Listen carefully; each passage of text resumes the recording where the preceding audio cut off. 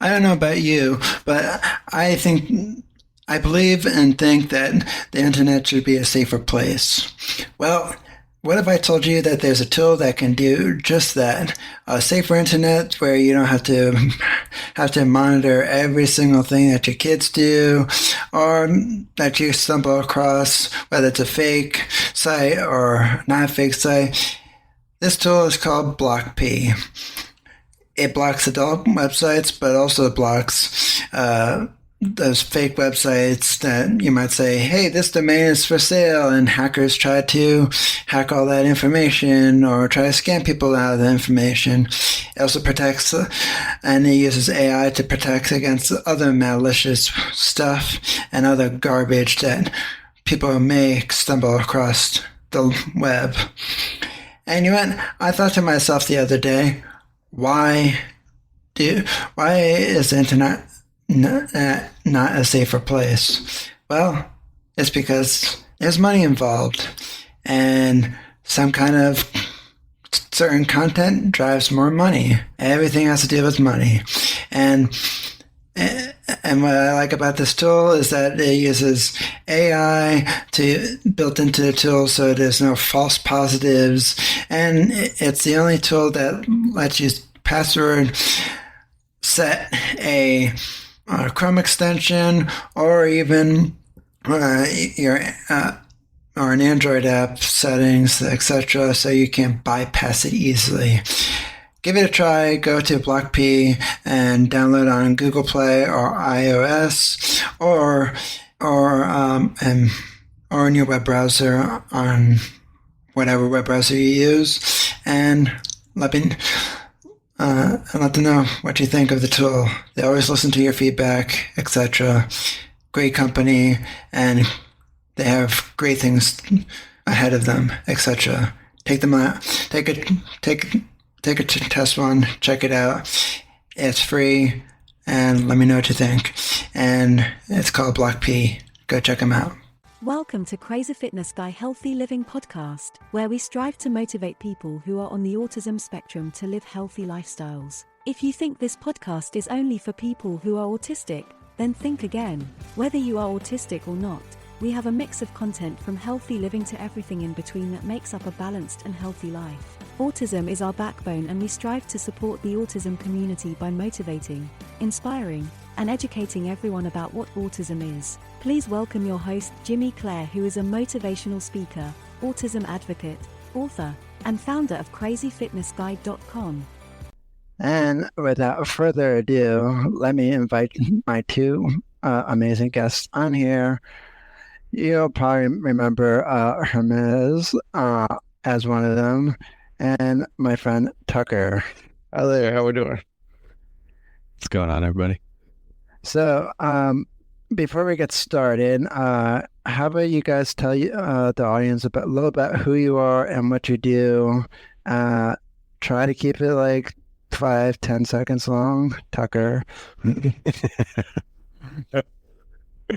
All right, so in the best shorter things, I'm a keynote speaker, but for what I do for a living is I help people repair their credit, and I help people with investing with a unique banking opportunity that's not controlled by the government. Snap, Tucker. So I guess I need to hit you up for your specialties because Yes, sir. I'm Hermes Auslander. I run a podcast, Scuttlebutt Podcast, where we talk about things in the military that we're not supposed to talk about. I'm an artist. I'm a friend of Jimmy's. This is the second time I've been on. I appreciate you having me on, Jimmy. Definitely. It's gonna be fun. And I don't know if you guys well, I mean, when we had Hermes back on last year, I was in a hotel, so You're waiting for your food. yeah, and I kept on sharing my breakfast bars on the screen. I'm sure that I still have not get compensated from that. Darn it! Hermes, you need to turn your camera, bro. We can't see you. That's actually intentional, Tucker. So again, Really? as active duty military, I have to stay mostly anonymous. There's a long story and history into all of that, which everybody can, we can talk offline about that. But yeah, the hands is all you get, as Jimmy and I were talking about backstage. It needs to be a hand model. Yeah. Yeah, you should wear the anonymous mask. Right, I throw up the guy. There was actually a Halloween episode we did where I painted my face and like had a Bob Ross like whole thing. That was a lot of fun, but that's the only time. That's the closest you're gonna get to seeing my face. That adds to the mystery. It really right. Okay, so let's get back on topic. Maybe. So. Okay, how do I want to start? Okay, let's start by what. So, for those who have seen Avatar: The Last Airbender, and not the movie, the worst movie that was ever made on planet Earth. Yeah, I said it. Yeah, it literally was the worst movie I've ever seen in my life. Why? Because it was terrible. Dragon Ball was pretty bad too. It was right around that one. Ooh, Dragon Ball. I mean, those two are like, ooh. I don't know. Ask me tomorrow and they might change, but those two are neck and neck. Well, okay, so okay. I'm gonna start this way. What was your worst part of Avatar? Well, the Last Airbender movie, and then we can dive into the TV show that everybody adores and loves. Okay. Are you asking me or him? Yeah, who we go first? Chime in. I don't care. Tucker, you go, because I feel like mine is going to be kind of controversial.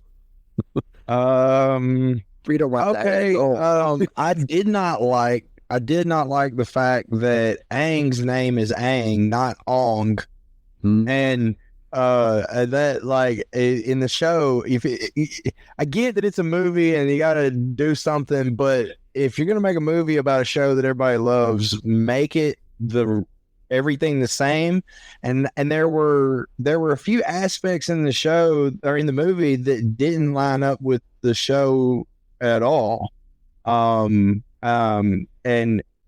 off the top of my head, I'll think of them in a minute because it'll come to me. But I remember watching the movie and certain things I would be like, that's not how that works.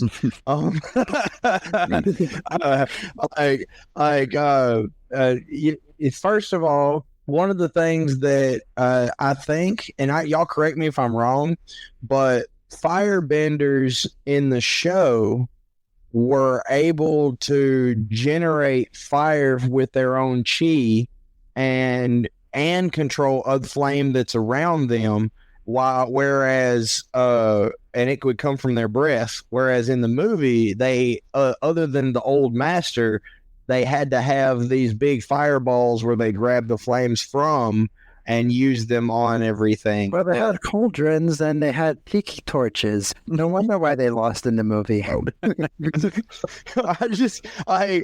what I mean? I don't know. Like that was my only really rebuttal, I guess. Yeah, that's your only one. Are you sure? I mean, if I watched the movie over again, which I tried to do right before this podcast, so I'd be refreshed, but I fell asleep like 10 minutes in. And I don't know if that's a testament to anything, but that's definitely what happened. Crying and laughing at the same time. So yeah, but I don't know. I don't know. There was a few things, but I can't think of them off the top of my head. Okay, how about we take it to Hermes then? Yeah. So I gotta agree with Tucker there in that it's like a big problem was inconsistency in the movie, but like to me the bigger problem was the movie as it's like cannot stand by itself. So imagine if the TV show never existed, you would look at the movie and be like, what are you even doing here? Like, first of all, the actor that played Aang, which I agree with Tucker, it's Aang, not Ong. Like, I don't know why they had to, like, you had source material that you pulled from that set up a whole. I know why, but I'll say. Oh, you know, see, I know you go. Probably pronounced Ong or something. Yeah. What is that? What is that? Ruin it for us. Yeah, come on, do it. Santa. Yeah. You want me to ruin it? Okay. The reason why they did such a terrible job, it was on purpose, because M. Night Shyamalan, he watched the original series and he said, I don't like it, so I'm going to redo it myself. What? And yeah, really, he did not like it, and yeah, he thought his version was going to be better. Okay, let me change my I don't know answer. what he was smoking. Yeah, let me change my answer. I have no other problems other than the director M. Night Shyamalan, because the fact that he thought he knew better than a beautiful series that, no, I don't know. I don't expect his Well, I opinion figured for it. out what the problem was. Like, actually, his name is M. Night Shyamalan, and he thought that he was a knight of the round table, and when he found out that it just really wasn't a thing, he got really butthurt, and he had to go after somebody, and we caught the end of the stick, guys. I think that's what happened. The math checks out, Tucker. I wholeheartedly agree with this. That's historically accurate. Stay with us. We'll be right back. Thanks to our sponsorship with Deep Stash. You're probably wondering, what the heck is Deep Stash? Well, Deep Stash allows you to learn new stuff every single day. You can become the smartest person in the room with unlimited access to 200,000 plus powerful ideas from top books, podcasts, and more. They have a generous free plan, and if you want to check them out, click the link below in the podcast descriptions. Either or will work. But definitely check them out, because if you're a daily learner like me and like to learn new stuff, I don't always have time to read 11-minute articles or 15-minute articles during the day. So with Deep Stash, I can listen to them on the go while I'm driving the car or on an airplane, etc. So go check out my friends at Deep Stash. You won't regret it.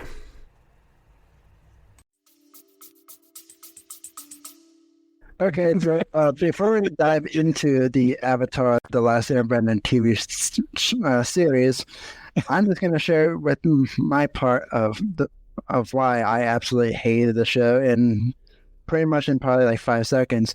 I just think everything was terrible, from the whitewashed acting, and I really feel bad for the actors, because they probably will never get another job in Hollywood ever again. And Right. That should be M. Night Shyamalan's fault, because he whitewashed everybody in that show. I mean, in that movie. What is whitewashing? Well, They didn't play nobody of ethnicity outside of, like, who I think Prince Zuko was, like, is he traditionally like Indian or something? Like, It's gotta be something. But he was Something. literally, like, Katara was like of Slovenian or like Slovakian origin, and like Noah Ringer, I don't even know what you would call it. well, and what I mean by whitewash as well, they didn't have like any personalities. They all just like monotone. I'm Noah was scrap already. Noah was the worst actor. Have you seen him in anything else? Honestly, I can't. Which one's Noah? That's Aang or Ong in the film. Ong, excuse me. Yeah, I don't think off the top of my head, unless he was like in a commercial as like a super young kid. I don't haven't think he's seen worked him in anywhere else. anything, but I will say, as a martial artist myself, I will say that he either already knew something or he had a lot of training for that movie, because he was doing a lot of Tai Chi and his form was beautiful. Well, I mean, as a martial artist, more in the wrestling and karate sect, Tai Chi isn't necessarily good for much other than theater. No, not as a combat. No, not as a So, like, combat. I feel like, I mean, practice in a like, theater sense.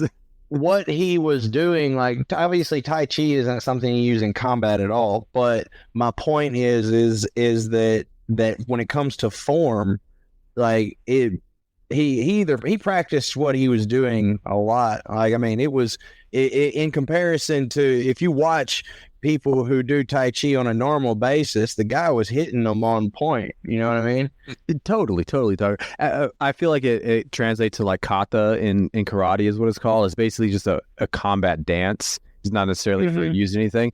And yeah, it takes a certain level of skill, just like in Hugh Jackman in The Fountain spent like, I don't even know what it was, like 6 weeks or 6 months or something, like practicing a 30-second, scene. It was just to make sure that he had the exact form of but like, let's be real though, at the end of the day, did anybody show up to see Avatar the film for the I don't know. I didn't know it was that bad until Jimmy reached out to me and he was like, he's basically reaching out to me. He's like, this is a monstrosity and we have to murder it.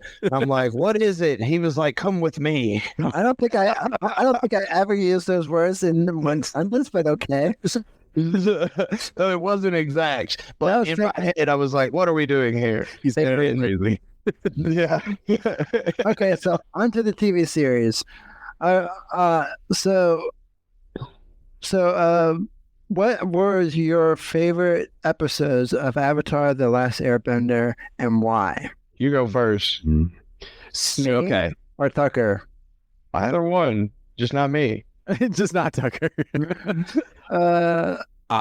So can I? So again, I if you want me to go first, Jimmy, I want to go with something closer towards season rather than episode, because I know you've seen it more than I have. So again, I can't name every episode off the top of my head. There's just no way. I saw it when it was first airing back on Nickelodeon when I was like, I was like 9 years old, 10 years, however old I was.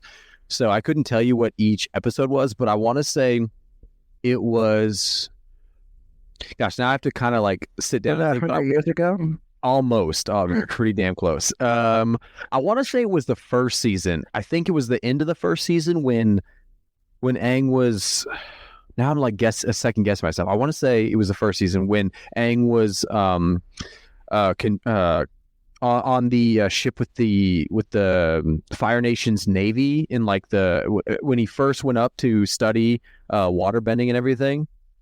And I want to say it was the end of the first season when he actually first goes Avatar, like actually gets into the essence of Avatar, and actually shows like the power that we had all been waiting, because like it had teased in like the intro. That's and everything. Exactly what I was going to point out. What's that? But that was your favorite part, like when he finally like goes. Yeah, that to me as like a kid, as a kid growing up, when they are teasing this like ultimate, being or like power source that is Avatar, like this ultimate thing that we're waiting for throughout the show, and they're getting like little hints as it builds into I want to say it was the final season. It might have been the beginning of the I want to say it was the final season.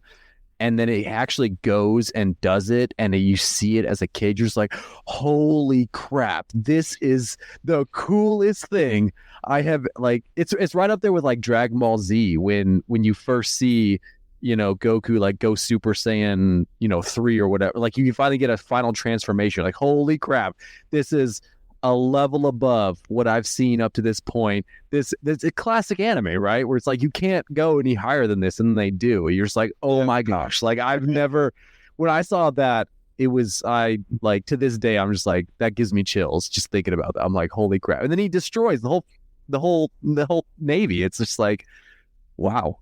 All right. He turns in. That would be end of season 1. Season 1, okay. I was second guessing myself, but I was like, I'm only second guessing myself because I know Jimmy is going to correct me if I'm wrong. Well, like that, I'm also rewatching it again, so I will after he turns. I like when he does that, and also, I mean, like when he first, I don't know if he had first realized it, but whenever he first you tapped into serious water bending, like when he made the sea, and I'm thinking we're referring to the same. I think so.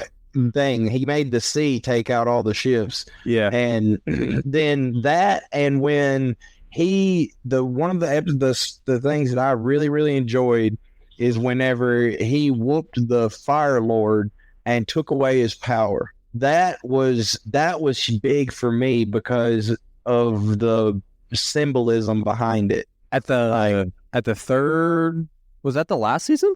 Yeah, It's whenever he had the last season. surrounding him. He was in Avatar state, and he busted through a bunch of rocks, and he took his power. yeah, I know. That would have been my second choice for sure. I was trying to think of this like literally all week of trying to figure out what my favorite episode would be, and I came up with two conclusions. And I'm going to cheat here, and I'm going to say one of my favorite episodes, just because it cracks me up every single time that I watch it. And it's A Cave of Two Lovers, where Aang was going into Amash, trying to go to Amasha to learn earthbending from King Bumi. But the reason I like it was because these nomads that just travel around just playing music, and they just crack me up every single time because they just get on Sokka's nerves and everything. It just cracks me up, and throughout the whole episode they're just playing music, and like they don't even care where they're going and whatnot, and it's like, and it's just getting everybody else is having a destination and they don't have any destination whatsoever, and like Sokka's just getting mad, and it's like, yes, we are going over here. We're going to Amashu, and they just kept on getting super annoyed.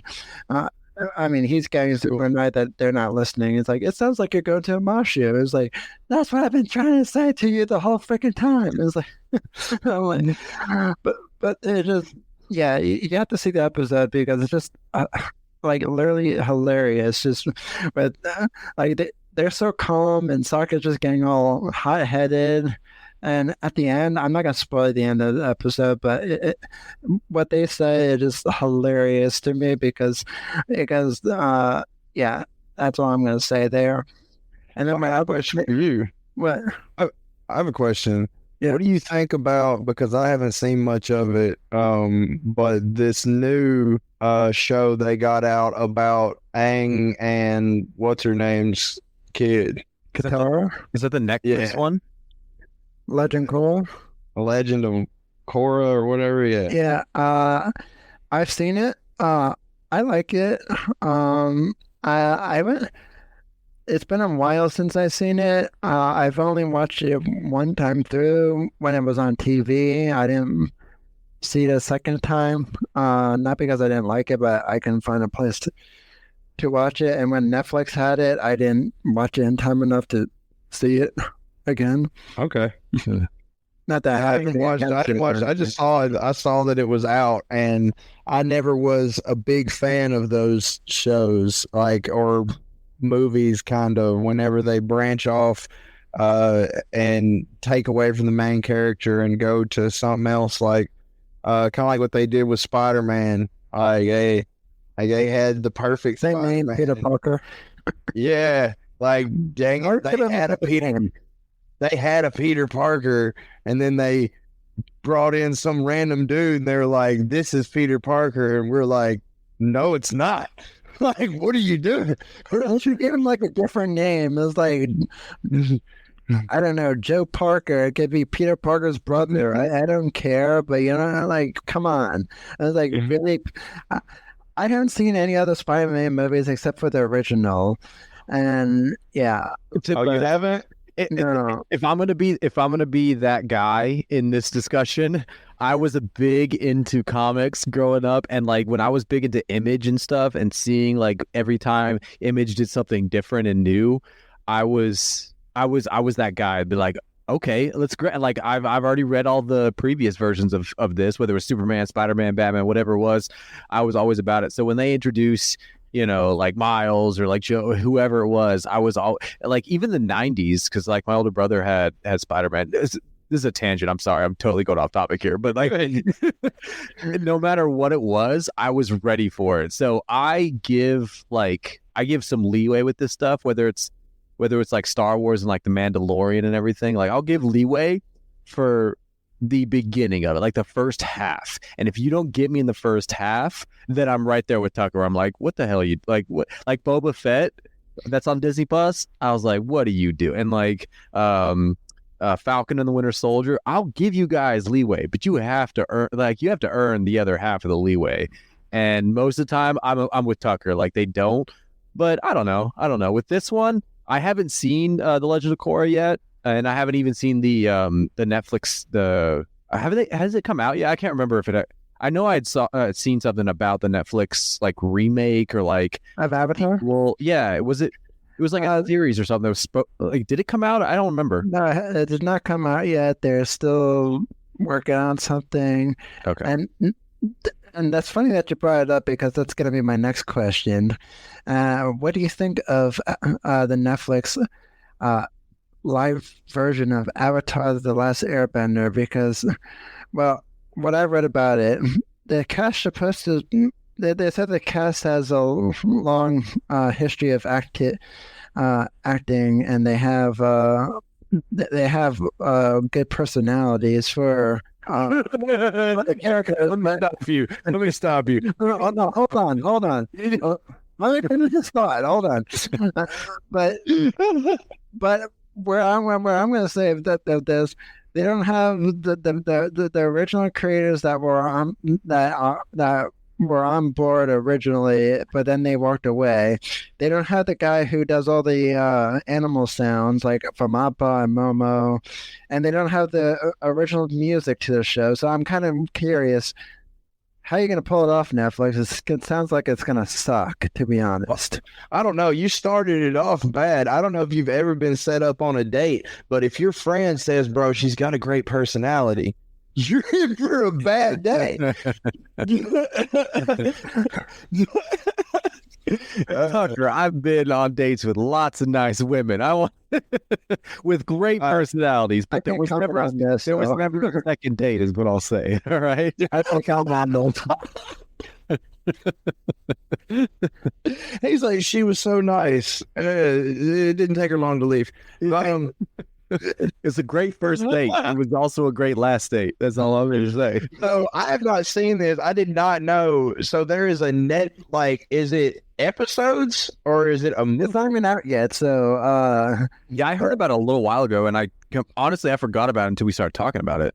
Like I think it was going to be like an adaptation or a continuation. I can't remember what I saw about or like continued from or adapted from the old series, right? Like it was supposed to be a TV show. I think it wasn't a movie. I don't think. I could be all mixed up now. It's been a minute since I've seen either the discussion about it or like the I can't figure it out by the text or anything or any of the articles I read, because they didn't tell me whether or not if it was the movie or TV show or whatnot. And it's like, at least when you talk about it, hey, it's going to be a movie, it's going to be a TV show. Stay with us. We'll be right back. Did you know Crazy Fitness Guy is not backed by any corporate company and is just a one-person show? Well, there's this term around the podcasting community called indie podcasters.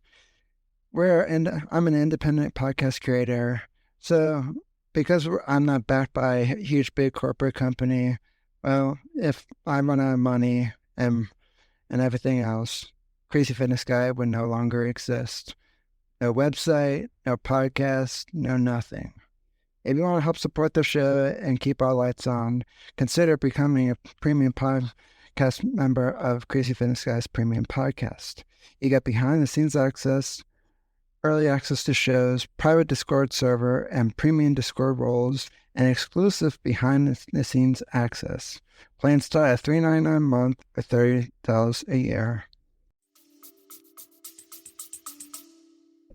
You know what it probably was, Jimmy? It was probably that they were testing they had the rights to Avatar, but they were testing the waters to see what people were ready for with Avatar. Because I want to say the M. Night Shyamalan film came out, like early 2010s, like 20, maybe like 20, like 09, 2011 timeframe, somewhere like it had to have been around that time. And so I would say it's like maybe around maybe 2011 because I think that's when the show ended. Yeah. It says here, I just looked it up. It says here that they shut the project down. They shut the Netflix one down? Yeah. Oh, damn. Are you sure? Well, I mean, I guess that answers that. I mean, I feel like, because to finish that point, I think it was a little while after the film had come out, and they were like, look, people absolutely loved the TV show. They absolutely hated the film. Maybe there's a middle ground that we can get that can get like a wide audience onto the characters and like story of the show, but also not completely mess up everything that everybody loved about the show. I think Tucker's lying because I just corrected because the title of the article was misleading. It was the original creators of the series are not involved with the Netflix live action project. So is it going through or not? What's happening with that? It's going through, but I read it wrong. It was so yeah, the project is going through, but the people that created Avatar have nothing to do with it. When does it say like where are you reading this from? Is it when it's gonna like drop or when they? It's on it's Netflix's info like what's on Netflix. Avatar: Last Airbender live action Netflix series. Everything we need to know so far. I trust that. I mean, it's just articles, you know what I'm saying? Like, yeah, no. I thought I had something in my throat. It sounded like, you know what, Jimmy, have you been COVID swabbed yet? Have you been tested? Because that sounded a little like dry coffee, you know? He's like, what kind of coffee? That's fake news. As healthy as Jimmy is, like as active as he is, crazy fitness guy that he is, he's gonna be fine. It's impossible. Look, like my snack is Medjool dates. Like I'm invincible. What do you mean? If anybody's not gonna get the vid, it's gonna be Tucker. Okay. So what? So one of the things that I want to talk about in Avatar: The Last Airbender, and I'm going to be very specific on this, and feel free to chime in, both of you, anybody on the comments later on, or I want to hear. So one of the things that I've noticed, and even though I've watched the show over 100+ times, I really think I have watched it that many times. Hey, don't make fun of me, Tucker. It's a really good show. I'm not. It's a great show. I'm a devotion, bro. My man. Like, hey, like, you know, I'm shocked. You know, I like it. I watched it a few times. I have friends that can name every one of the Pokemans or whatever you call them. Okay, so. Jimmy's like guilty. But one of the things I want to point out, and that I've watched it closely, but one of the things after taking this one of my courses in college last semester, movies, meanings, and methods, it got me to look at stuff more closely when you look back at stuff and look at certain stuff in like TV shows or movies. And one of the things I was looking at in the show that comes up later in the third season at some point, I'm not going to name the episode, even though I know the episode name, because I don't want to spoil it for everyone. But there's this and there's one episode called The Earth King. At the very beginning of that episode, you see that the gang reunites with Appa. I'm not going to say why they had to reunite with Appa, because the people who didn't see it, I don't want to give it away. Like I said, they reunite with him on this island that happens to be in the middle of nowhere, and by that I mean there's no land surrounding it, like Kyoshi Island. They had land all over the place, and it was connected, and you can see around the island, and there's different parts of the island and whatnot. This was just blank in the middle of nowhere that's surrounded by just water. And I kind of wonder if it was this sea lion turtle that comes in later for season 3, and I'm not going to say why it comes in this. That I don't know if it is that island, but it has the same exact shape, has the same exact size, and I kind of wonder if it's that, because it, in my opinion, matches up with the timeline, because it's right in there near the Earth Kingdom where they are, and it gets there by season 3 when Aang has to face the Fire Lord. So my question is, what is the significance of it if it is the same island? Whoa, I don't know if I can give that away. Well, let's see if I can get. Well, the reason why I say the significance is that it would just like it would. I don't know if there's a significance, but I really feel like that there's like just a time. If my timeline is correct, and I kind of wonder if that's the same island, because when I saw when I saw it the other times, I just thought it was just a random creature in the middle of the ocean and whatnot. But then when I just saw that island in the middle of the ocean again in the season 2, at the Is it a giant turtle? yeah, it's a giant freaking turtle. Okay. So turtle. what are you talking about now? Yes, I remember you talking about now. Okay. Yeah. Well, it probably is the same island. I mean, it's a turtle. It can move. You know what I mean? Yeah, but because it moves so slowly, I kind of wonder if it just got to the Earth Kingdom. Let's make it our way to the Fire Nation too, and then you just and you don't know if it's that same turtle, and you don't see the turtle in season 2. But I'm kind of guessing that's the island, and I would love to see if anybody would chime in on chat or anything, because maybe he's trying to find his turtle homeboys. You know what I'm saying? He's sad, and he's like, man, I'm so slow, and I took a wrong turn 300 years ago, and I've been trying to correct it ever since. Trying to get home.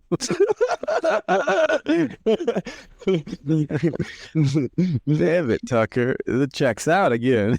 The math does, man. He's like, did I take a right at this iceberg? Global warming. Darn it. Oh, that was the Titanic. Shoot, I'm sorry. Well, so no one can comment on that. Let's just move on. But I just want to leave it out there for people to chime in later, because I would love to see the comments later on this live stream and podcast and see what people think, because I feel like I'm onto something. And one of my other friends who also just watched that recent episode along with me. I mean, on his own time, but he said, like, I think you're right. And it's like, I know, I'm really freaked out. I'm not always right. I like you sound like me whenever I came up with my theory as to where all the zombies in The Walking Dead came from, and then I shared that theory with the actor that plays Eugene in the show, and it blew his mind, because he was like, that's the most accurate theory I've heard. Yeah. Okay, so in your guys' opinion, I know the title of this live stream is 5 reasons why people should watch a show. If it's more than 5 reasons, that's fine. And explain your reasoning for each reason. So I'm going to start with you, Tucker. Uh-oh. Wait a minute. I gotta have 5? You can have 5, you can have 1, you can have 2, you can have 3, you can have 4, you can have 4, 12, 8, 9, 10, 11. Okay. So let's see. So let's give 1. 1 is, it's unique. So it's one of those animes that is, I am not a fan of overly dramatic anime. Like, everything that comes out of your mouth should not be, you know what I mean? Like, that's just me. Okay. And Avatar, they did a great job of not doing that. Every now and then, what's his name, Sudoku or the Saka. Yeah, Saka. there you go. Sudoku. Sudoku. Same thing. Saka, he gets a little crazy around or every now and then, but it's not that bad. And then it's different in the fact that it uses the elements. And one thing that I really loved, like I trained ninjutsu a long time ago, and I dabbled in other arts, but one of the things that I really always admired was the Shaolin monks, like just the way that they're just their form and everything that they do, but everything that they do is revolved around aspects of nature. And that was what I really enjoyed about the show, is they did a wonderful job of combining the proper styles of martial arts with the elements that they were using. And I just really think I really liked that aspect of it. So I guess that'd be my reason for watching it. Is it's well done, it's well crafted, and it's unique. It's not like what you would expect out of an anime. Okay, that makes sense. So we got a comment on the screen, and I don't know what NGO stands for. Is there an episode with NGO in it? NGO is my name-o? Think it was his name-o? I don't know. Don't say Ningo. I have no idea what that means. I think it's a bad word in some language. Himdi Mickey. NGO. Yeah, I'd say. What episode is NGO? Yeah, I'm lost there. Jimmy, you'd be way better suited to decipher this, but yeah. I'm gonna find it. So Hermes, what is your reasons for why people should watch this show? So in the same vein that Tucker said, is that it is unique in that I think the same way that like even in a lesser extent, but in the same vein that Dragon Ball and Dragon Ball Z was like approachable to like new audiences who are not familiar with anime and ready to just dive into anime, because I love a lot of different animes, but I definitely hear it what Tucker's saying, like you can't, if you're brand new, you can't just go head first into even like Ghibli series, like like you just really can't. Some of them take a little time to like progress into. So I think Avatar is like a great first step for a lot of people. And I think that is a balance that they struck really nicely in the way that they approached it, whether it was like, you know, the voice acting or even the animation style isn't like overtly seriously or heavily anime, quote unquote anime style, because it's like a broad genre, but it's not, you don't immediately look at that and think, oh my God, that's anime straight out of like, you know, Japan or something. You think, yeah. You think that's more of like, oh, that's a Nickelodeon, you know, cartoon, and that's really approachable to young kids, especially when I was a young kid. Which goes into my second point of if you're like a kid at heart, like I am, you know, it doesn't matter what age you are, you can go back and enjoy a lot of these animation series for what they were, in even new lights that you can appreciate that you couldn't as a kid. So even if you miss like the nostalgia factor of Avatar, you can still see it today, which I have. I've reviewed it a couple times, and it's still great. It's still amazing. It still has, you know, it still has drama. It still has romance. It's I really try. He's like, yes. Sorry, I get passionate. I really sorry. It has everything you need in a show, in so many broad senses that really anybody, adult, kid, and that's another thing. The third point that I would say, I don't know if I have all five, Jimmy, but another point, or the last point I would say, is if you're like me and you grew up watching this, unlike me, if you ended up having kids down the road, you could show this to your kids and you both could approach it and bond over it and enjoy it. And as an adult, you could enjoy it in a new light, like I said, but as a kid, you can enjoy it for the first time, and you as an adult could see like the light in somebody's eyes as they see that first Avatar essence, you know, emerge, and that first Navy gets swarmed. Like that is just, there are so few movies or series out there that you can really do that on a generational like gap. So I like Avatar. I mean, it's not the only one out there, but it is one of the, especially for me, one of the big ones of my that I can point to that is just so accessible to so many out there. That's very true. And the one last thing I'd add to my list is visually speaking. Personally, I love Japanese culture, and at some point I'm going to move to Japan. I love everything about the mountain ranges, just how they do their structures, and just in general.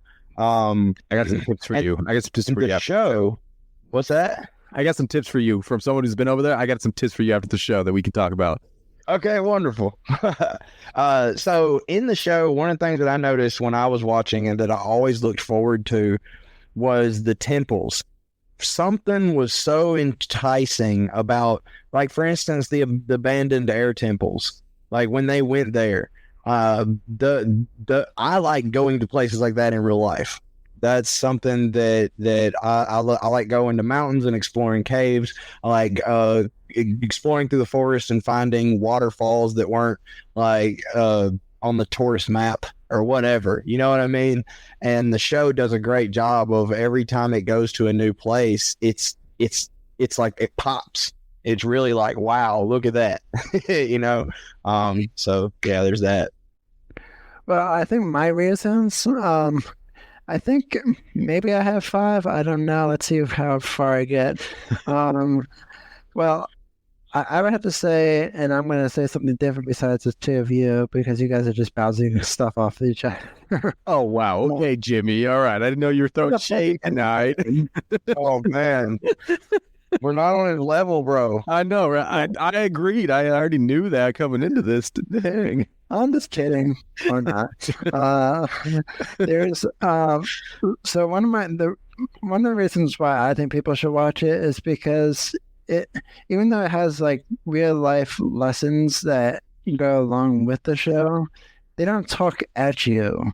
Like there's a lot of shows these days on TV and whatnot talk at you about like political matters, and I'm not going on the political rant, so we're not going there.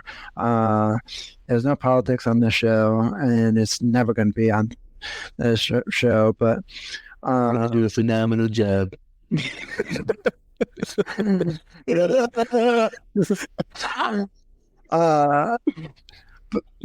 so one of the things so I was saying it doesn't talk at you. It just takes you on an adventure. Like as a kid, you know that there's, and during the show there's a war going on and whatnot, so you get that feeling and whatnot, but they're not talking at you like, oh, you should be living like this, you should be doing this, you should be doing that. They just take you on an adventure. They don't like just point fingers at you. It's like you're just the worst person on life and whatnot, and yeah, whatever. But so that's the first reason. My second reason, I would say, it just has a lot of humor in it at times, even though that a lot of it could be dark if the creators wanted it to be very, very dark. For instance, like I noticed, like Sokka has a lot of sarcasm, and I like his sarcasm, and some of it like falls flat, but it is funny how some of it falls flat, and I just think it just brings a nice balance, and then not just like we're just gonna have this huge serious topic for 3 seasons and there's nothing to it. And I think that's one of the things I liked about the show, is that they had a nice balance of humor, adventure, friendship, and whatnot. My third reason, I would say, I think it's really meant for, it could be great for all ages. Like it's good for like adults, teenagers, kids, because like I don't think I've ever heard anyone say like, oh, I would never let my kid watch this. And it's like, but what's wrong about it? It's not like... I actually did hear that the other day. Who? Really? Yes, and I went off. I got so angry. No cursing. It was one person. Sorry, Jimmy. Did this. He said that, and they said that it wasn't appropriate for kids because it was violent. And I was like, your kids are going to be weenies. I was like, we're going to leave it at that. I'm just kidding. Okay. Before I finish up my last few whys people should watch the show, how is it violent? Just out of curiosity, I get that there's fighting, but not even technically, because if you look at all that much blood in it. I don't know. No, if you look at it, head. That's why I mentioned Tai Chi and not like combat martial arts, because they're not making contact with anyone. They're moving, and elements are making contact with each other. Like, Yeah, and it's not like it's all blood and guts. It's like okay, like when Azula like hit Zuko on the forehead in one of the episodes. There's a little streak of blood. Okay, yeah, he has a burnt eye. Okay, yeah, okay, yeah. There's fighting scenes, but I've seen a lot more violent than that. Hell, man, I put Grand Theft Auto on the freaking game, and it was more violent than that. Yeah, but here's the thing, man. Hey, some folks just that's just how they are. But I mean, my way I see it is like, what are they gonna do? Grow up thinking that you don't get your butt whooped, nothing happens. Some people never do, Tucker. I mean, be surprised. More people don't than do these days. So I don't know. I mean, I guess I come from a different world where no, I hear you. I'm on that same one. But at the, like, I don't know. I think it comes down like what you started with. Like, I mean, I guess your kids are going to be a bunch of weenies, and today I was going to say something else. Today it was, and I changed it at the last second. Today, there's a lot of weenies, and I guess that's okay, but it is what it is. Like, nonetheless, it is what it is. So if there's a lot of weenies out there, sorry, this is like, they're like the one demographic this show isn't for. But by and large, this show is for like 98% of non-weenies out there. Is snowflake the political correct term for the weenie? I don't know anymore. I like weenie a lot better, honestly. I like weenie better. Yeah, I like weenie with that. Weenie Hut Juniors is I like. Okay, no SpongeBob recipe. I was just fixing to go into it, and he was like, "Are you you're a goofy goober." So okay, so my next two, I would say, well, in my opinion, it's not as I'm going to say it's not violent because because there's not really much blood and guts and glory and whatnot. Yeah, there's fighting scenes, but they're bending, and I'm going to compare it to like, okay, I mean, I'm not going to compare, but like compare to, let's say, a crime show investigation on TV. Yeah, you don't see a body with a pool of blood around it. No. Okay, but yeah, I'm not saying fighting is the greatest, but I mean, like, not violent, but okay, still, there's a lot of other crap on my TV. What? Nat Geo is more violent than the Avatar. Yeah, probably. I've never seen that, but agreed. You've never seen Nat Geo? Like where the lions eat the wildebeest, or like, eat their. Okay, see, I can't even describe what the lions do because of how graphic it is sometimes.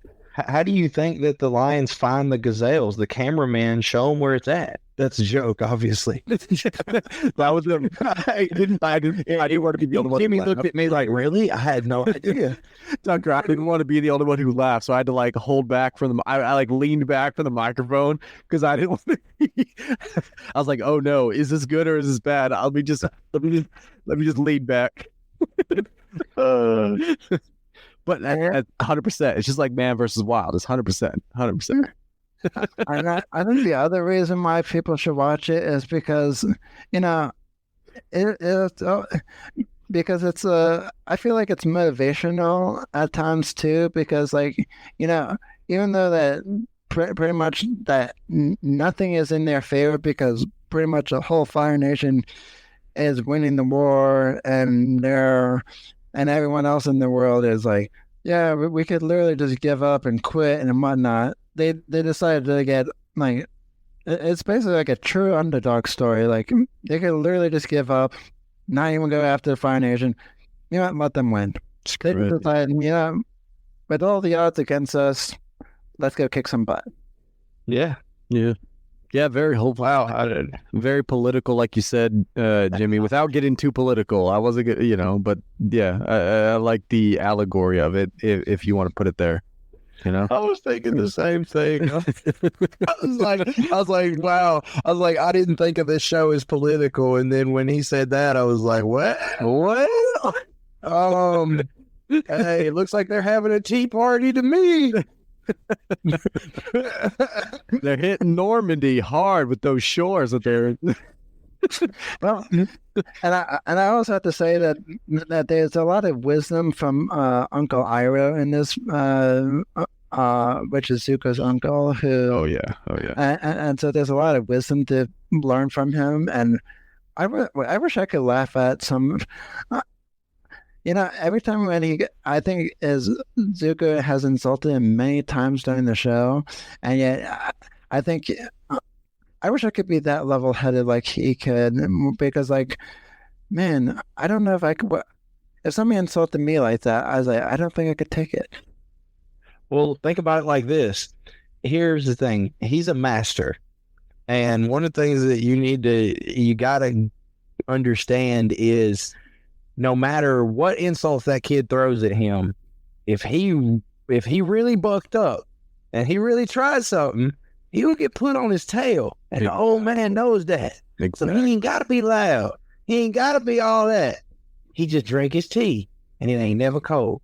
Mm-hmm. I couldn't have said it better, Tucker. That's the one thing you learn as like a young man when you get like all that testosterone and a little bit of strength as like a teenager, and your dad just sort of like nips that in the bud. He's just like, okay, like you may be, you may be thinking you're something now, but I was there just like your grandfather was there at one time, but nothing a youth will never compare to experience. And that's the vibe I get from Uncle the entire show. He's just like, I understand what you're saying, and like I've been there, I've thought that, I've done that, and let me tell you why you're wrong, okay? I don't have to actually show you why you're wrong, but you're wrong, okay? And let me just walk you through these steps, And I love that wisdom though, like Jimmy was saying. I love that whole character that Uncle is beautiful in the entire show, encapsulated in like the politics of it, in the almost the action of it, in that he doesn't, like, it's like a slow burn. He doesn't ever have to necessarily do anything for you to really know that he's serious or really knows what he's talking about. It's like, okay, I see you, Uncle. I see you. I love that aspect of his character. He might be one of my favorite characters for that reason alone, So, like one of my favorite things that Uncle Iroh has said in the show, one of my favorite things that I liked about him in one of the episodes is that, like, I remember where he turned around, got the captain to turn around Prince Zuko's ship, and like they need to stop it. He's playing this pie show game against the crew members, and he lost the as a White Lotus tile, and like Zuko knows, like they were going off course, and I was like, what's the meaning of this, Uncle? And I was like, do you have news of the Avatar? And he's like, I was like, no, this is more important. And Zuko's like, I was like, what's more important than finding the Avatar? And I was like, well, I'm missing my White Lotus tile from this pie show game. And it was like, and he's like, you turned around the ship for a stupid pie show tile? And it's like, well, like most people, it's like you underestimate this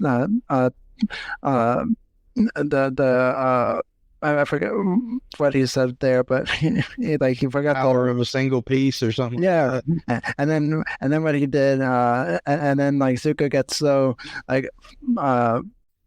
he basically he got really pissed off, and steam just came out of his nose and everything. And he heated up the whole captain's room of the ship and everything. And then Uncle just shrugged his off, and he's like, "I'm so glad I have an understanding nephew." And I'm like, "That's understanding." Exactly. And it really, and really, that's like that control, and that is it's a beautiful aspect of it. That is, like he was saying, that's one of the. He's probably, now that he said that, now that I'm thinking about it, he's probably one of my favorite characters as well. Just because of that level of control, and that's another thing too, is that, and I preach this to people like somebody on a milk crate, and that is, stop being in such a hurry, because that's what he was preaching right then. Is you underestimate the power and the importance of a single piece, and you're in such a hurry to get back to where you are, is what he's telling you, because he's like we're going to go back and we're going to get that other piece. And where, if you really think about it in the grand scheme of things, over a few years period, how much did that really change your journey? It's kind of like when people go to get groceries, and I see this all the time. And people go to get groceries, or they go to run errands, and if you've got something, some time that you have to make, and you have to get back and get to it at that time, I understand most of the time people don't. And they're like, "Oh, we gotta hurry. We gotta get it done.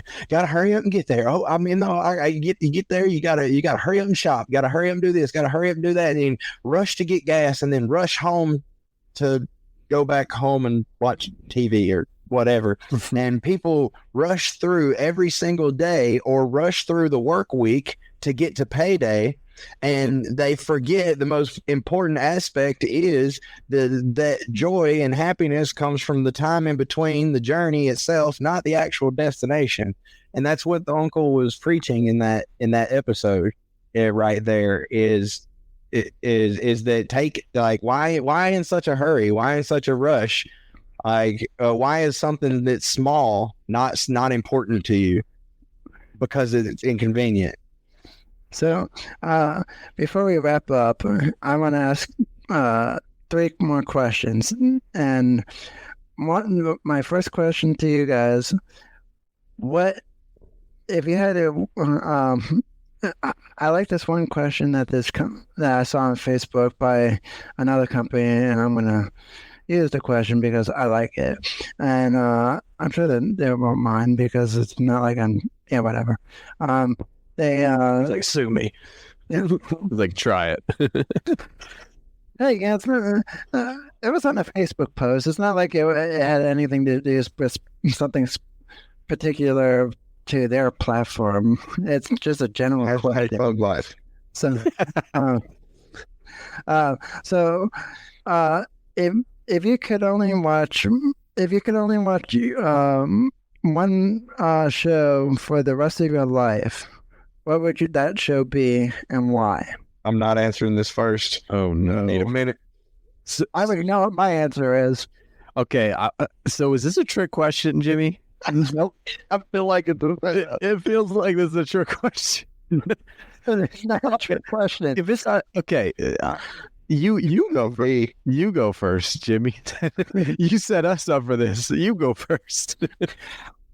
You step on this IED. Yeah, it was a trick question. He's like, crap. Oh no, it's because it was. So obviously, I'm just gonna say Avatar: The Last Airbender, because I've literally watched it 100+ times, and I probably will watch it another 100+ times. So, okay. Where's the why though? Where's the why? And why is because it's my favorite show, and it just goes together amazingly. And I've been reading all the comic books that happens after the show, and I just love the show. I don't think anybody else can do it better than what their creators did, and yeah, the bar is set so low for Netflix. If they lose to M. Night Shyamalan, I'm gonna laugh so hard. Oh, well, their opera looks pretty good. I saw a picture of Aang like standing out on some ice area with Appa floating, and it looks pretty good. But that's just a picture, so it might not be part of the screen show. Who knows? So I don't know. I'm gonna say like I love the Avatar, but I couldn't unless they continually came out with new content. I could not watch it over and over again. I can't watch something more than once or twice if I don't know about you, but I have an idyllic memory, and I don't have that pleasure of forgetting what's going to happen next. Yeah. So anyway, I would say Blacklist. And the only reason I say that is because it is a repetitive show, and I know the repetitiveness makes people want to throw up.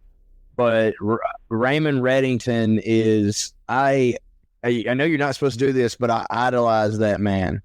Like, because of I know he's just a character, but I mean, it's even the background on my phone is Raymond Reddington's quote, "Value loyalty above all else." Like, everything about that dude is awesome.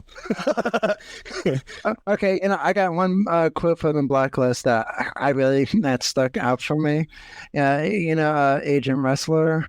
Well, I remember he saying to Elizabeth Keene one time, where he's like, yeah, you might hate Reddington, but you gotta give him the guy credit. It's like at least he follows through with his promises. And that's the thing, he always does. Like, Reddington won't lie to you, but he will change the subject. He won't. Like, if he tells you he's going to do it, he does it. If you cross him, he kills you. Like, there's no. Like, he's just one of those guys that you're like, wow, like, that'd be a really cool person to meet. I mean, let's keep it PG here. I mean, that is PG. He's a character. It's not real. Like, it's not like in real life that it'd be a cool that the guy's a psychopath, but his principles are in the right place. I mean, you steal $10 million, you don't exactly get a swatting for that. I mean, anyway, that's my favorite show, just because Reddington's one of those guys that once you watch him after a few episodes, it makes you walk with your chest out for a little while. I'm gonna be honest. Before I decided to do this whole Avatar thing, I was gonna say the Blacklist, but just because I really do like the show too, but again, I can only pick one, so I just decided to do what just came to my mind naturally. So. So what was your I know this has nothing to do with the show Avatar: The Last Airbender, but did you get at least a little excited when you heard there was a movie coming out called Avatar? And then and found out it wasn't Avatar: The Last Airbender. Did it break your heart at all? Was it like about it? I forgot what that. Let's just say I cried. It was the worst thing I've ever seen in my life. I went and cried my eyes out, and oh my god, you didn't think that was a good movie? I'm there with Jimmy. I didn't think it was a good movie. I didn't think either one. I didn't think the blue Avatar, and I didn't think M. Night Shyamalan's Avatar. I wasn't talking about no Shyamalan. You were talking about. I knew you were talking about Cameron's Avatar, and I thought that was garbage too. It was less garbage than Shyamalan. I mean, here's the thing, though. Were you on mushrooms or LSD when you watched the movie? I had a question though. Are you talking about M. Night Shyamalan version or James Cameron? I don't know who's who at this point. I just know there's blue people and there's midgets with sticks that move rocks. Okay, like what? More do you want from me? $1 billion, please. Yeah, that'd be great. Tucker, if you can expend half of that, I'll take that too. I'll need the whole billion. I'll take 500 million. Okay, Hermes, you can ask what would be your show that you can only watch, the only show that you can watch until you die? Sure. So mine, I don't know. I don't know if you guys have seen it. It was only on for one season. It had Jack Black and Tim Robbins in it. It was called The Brink on HBO.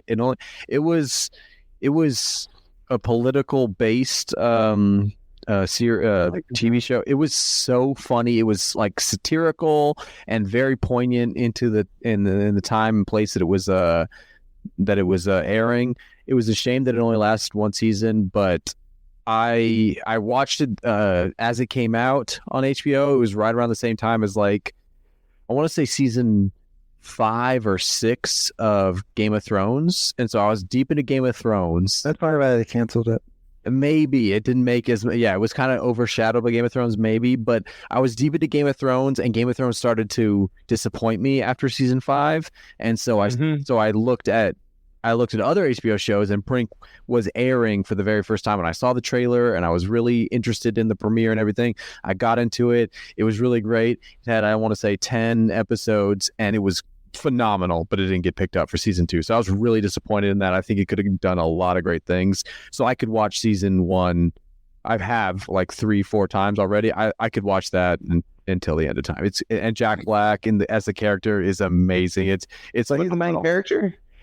Yeah, he is. And then, like, Jeff Bridges. So he's like he's a CIA agent or operative who has never seen field work, and so he gets put in the field. At the direction of Tim Robbins, who's like a very I don't want to say rich, but very, like, entitled elite of the CIA. He's like a foreign affairs advisor or something for the CIA. So he puts him deep into the field. Jack Black, being who Jack Black is not prepared for the field at all. So he gets kidnapped immediately. He gets waterboarded immediately, and he's making jokes the whole time, and is like, what is going on? And then like, after he gets waterboarded, they're talking about, like, all right, so who do you work for? He's like, all right, I'll tell you everything. I work for the CIA. I work for this one guy who put me out here. Where can I watch this?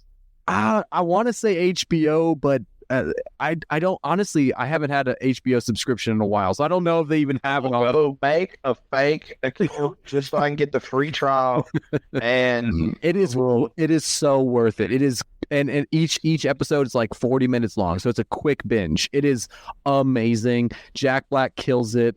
And everybody else in that show is amazing. There's slide plots and subplots and everything that are, like I said, very poignant, very funny, very smart script. So I'm really sad it didn't continue. But even though it didn't continue, it's still worth watching for the one season. It's great.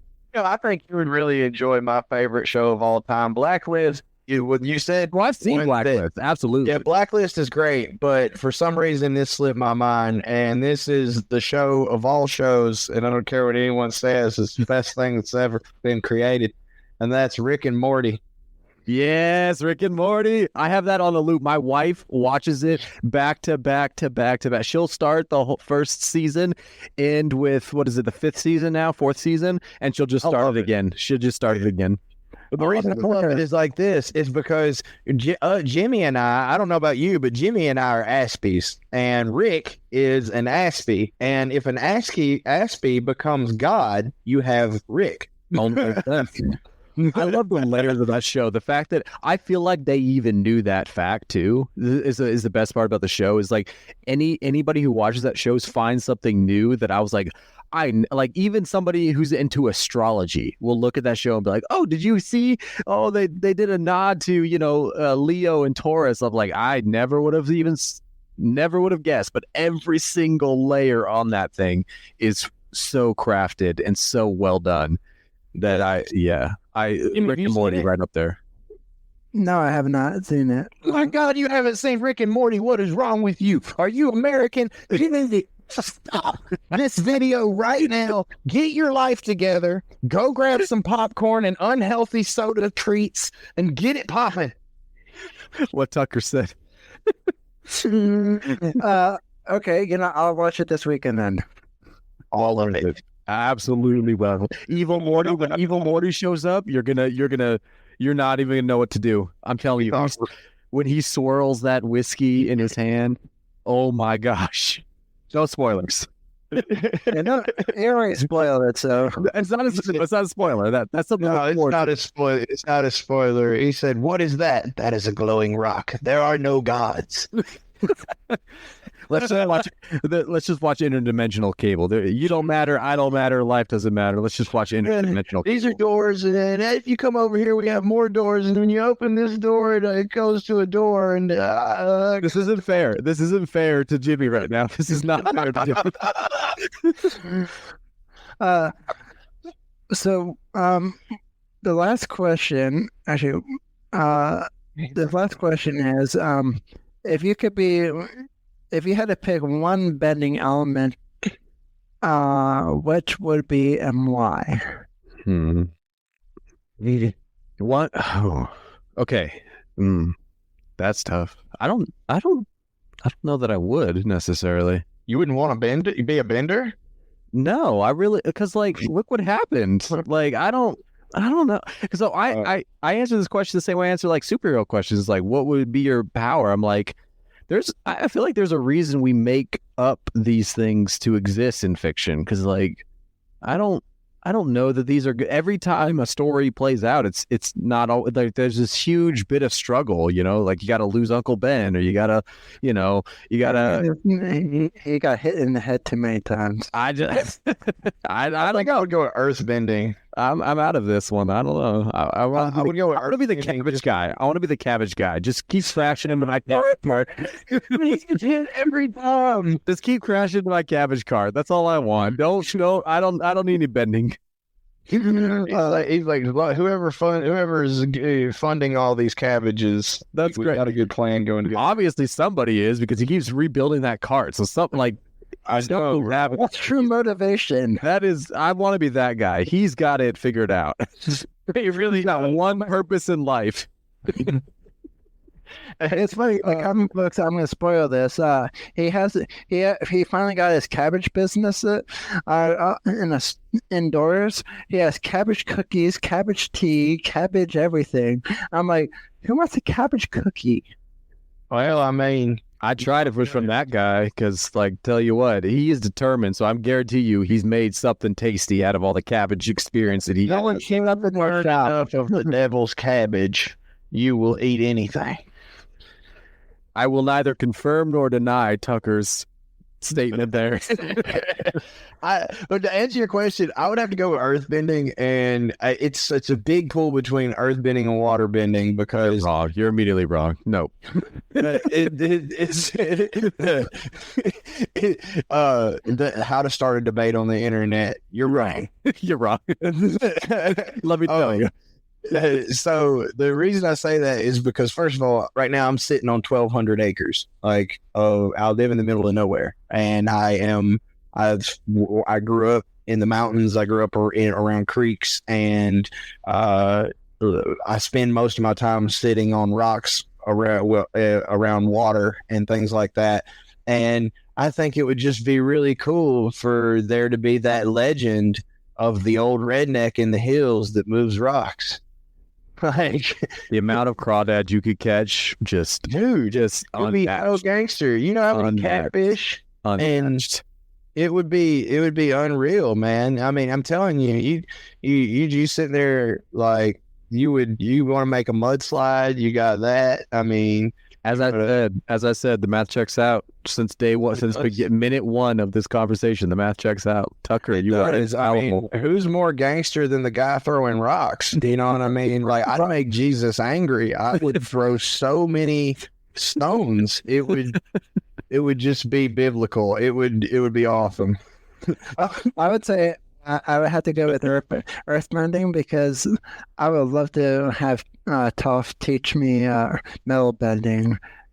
That would be so great because there was a few times, and I mean by a few times I mean more than a few times.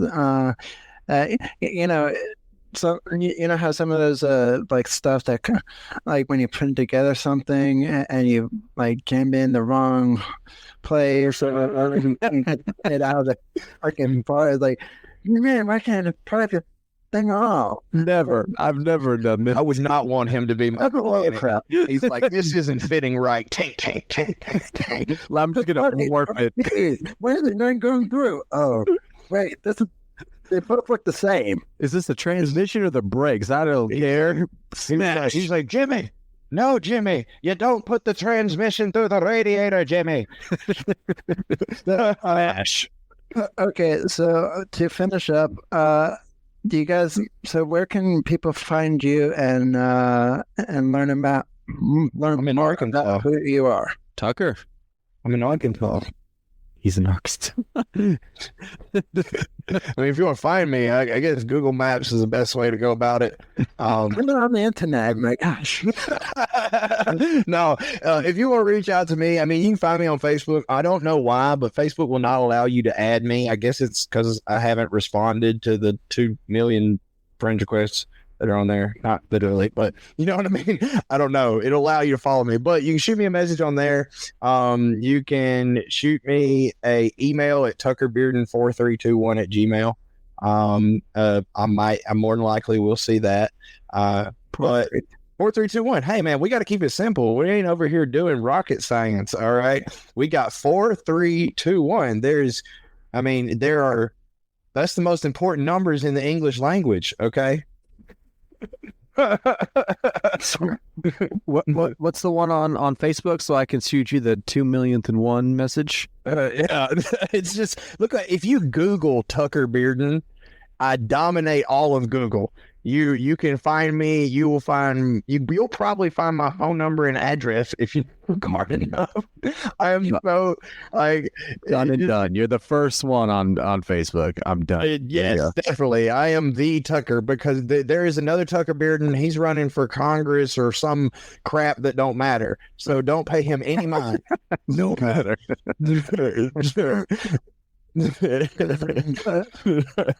But yeah, so that's what you can reach out to me. And can I plug a thing or no? Yeah, that's why I set you up for it, didn't I? Oh, okay. All right. Well, look, Ali. Calm down. Don't stab me on the jejunum. Offensive. All right, here we go. So anyway, if anybody needs help with your credit, I can help you out. Our credit repair is technically free, but our credit monitoring service is $40 a month. Most people, we fix it within 6 months. If you're really bad, 7 or 8. We've helped a lot of people get done. It is a family-owned business right here in Arkansas. And hit me up. I can hook you up with that. I can also hook you up with a unique banking opportunity that pays you 4 days a week, a proportion of company profits just to have money in your account. So come hit me up and we'll make you some money and get your credit fixed. I can also get you funding once your credit's fixed. So that's cool too. Hermes, you got anything? Yeah, I mean, it's hard to follow Tucker. He's actually helping people. I'm just talking crap online on the Scuttlebutt podcast. So we're an active 2/3 of our show, the Scuttlebutt podcast, is active duty military. So we like to cover topics that are not able to be covered in uniform, even though we have opinions on it, whether it's politics, whether it's addiction or mental health or whatever it is. We like to cover those topics that need a little bit more exposure. I'm also an artist myself, so I do a bunch of commission work. So you can find me on all the social media stuff at Hermes Auslander. It just like Tucker, it's like the first one that pops up. So if you Google my name, however you search it, you'll find me and you'll find the Scuttlebutt podcast. It's pretty easy there, and yeah, I mean. A little shorter, like I said, a little harder to follow than Tucker there. I'm not helping anybody out, but I'm very accessible. Tucker, I just sent you a friend request, so answer that one. It let you? answer that one. I don't know that it let me, but I clicked the button. So No, I mean, it will. So it's like a 50-50 chance. Either it'll just say follow or it'll say, or it'll give you the option of following and adding. I don't understand. I don't even use I don't use Facebook enough to know. So I clicked it and then I sent you a message. So we'll find out all the things. I see you, Hermes. How do you say your last name? My actual last name's Auslander. Oh, I see why you shortened it. That makes a lot of sense. Yeah. You can just call me Hermes. Hermes is a little easier. Yes. Okay. Okay. Cool. We are officially friends. We are friends. I'm making them slowly but surely. We're on.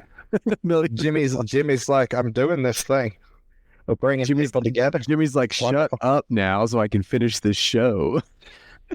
Hey, if you guys want to keep going all night, let's go keep going all night. We can keep going. He said that we can't get political, so I guess I won't like switch over to Donald Trump. Let's go, Brandon. No political. No. Oh, I was joking. I don't actually get political, but I will get on here and be like, we're gonna do a phenomenal job. I'll tweet about it later. I promise. I'm not orange. That is so much better of an impression than I could do. Yeah. Cut the stream, Jimmy. Cut the stream. Yeah. No comment. And stop us now. Hey, it don't matter what side you're on. That's funny. Absolutely. Yeah, it's funny. I'm just saying. I'm just not going. He's like, but I'm not laughing. So shut up, Tucker. No, I find it funny. I'm just not going there. I'm just not going there. That's all. I'm so sorry, Jimmy. We derailed your show like this. I've had one beer, and this is what happens. I was wondering, is that root beer or beer? Oh, yeah, it's root beer. That's Oliver. Get it right. It's root beer. I need pet fit class.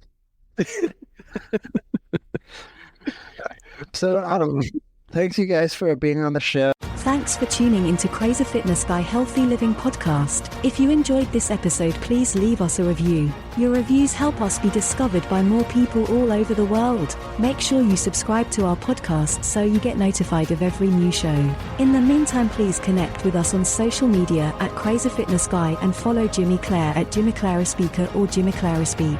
While you wait for another brand new episode, please go check out CrazyFitnessGuy.com. Check out the latest blog posts, events, sales, and more. Hope to see you again next time. Hydro Flask is the best water bottle in my opinion because it keeps my water nice, cold, and refreshing throughout the day. And yes, I do drink a lot of water throughout the day, so even though it stays colder for longer, I still like having a reusable water bottle like Hydro Flask because it just sits on my desk and reminds me, hey, you gotta drink water. And Hydro Flask, it keeps it cold longer, which makes me want to drink more water throughout the day because, there's nothing worse than drinking warm water. Go to hydroflask.com and use the link in the show notes. And yes, I do get a small commission from Hydro Flask, which also helps support the show. So tell them I sent you. Use the link below. And check out hydroflask.com for more information.